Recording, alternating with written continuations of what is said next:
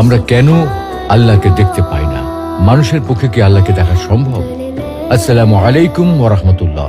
প্রিয় দর্শক, আজকে আমরা আল্লাহকে কেন দেখা যায় না এবং মানুষের পক্ষে আল্লাহকে দেখা সম্ভব কি না এ বিষয়ে আল কোরআন, বিশুদ্ধ হাদিস এবং বিজ্ঞানের আলোকে বিস্তারিত আলোচনা করার চেষ্টা করব ইনশাআল্লাহ। প্রিয় দর্শক, আল্লাহ তাআলার দিদার প্রতিটি মুমিনের চির আকাঙ্ক্ষার বিষয়। সবাই আমরা সচক্ষে আল্লাহকে দেখতে চাই। নবী, রাসূল, আল্লাহ সকল প্রিয় বান্দা সকলেই নিজ চোখে আল্লাহকে দেখতে চায়। যে আল্লাহর জন্য এত সিজদা, এত আনুগত্য, এত ভালোবাসা, সেই আল্লাহকে না দেখতে চায় কে? তাই মুসা আলাইহিস সালাম নিজ চোখে আল্লাহকে একটি বার দেখার আকুতি জানিয়েছিলেন।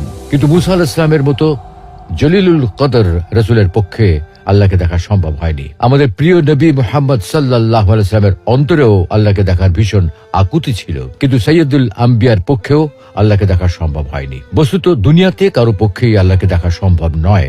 আল্লাহকে দেখা সম্ভব না হওয়ার কারণটা কি? প্রিয় দর্শক, এই পৃথিবী এবং মহাবিশ্বে বাস্তবে যা কিছু আছে, যে সকল পদার্থ এবং শক্তি আছে, যেগুলোর অস্তিত্ব বাস্তবে বিদ্যমান আছে, আমরা কিন্তু সেগুলোর সবকিছু চোখে দেখি না।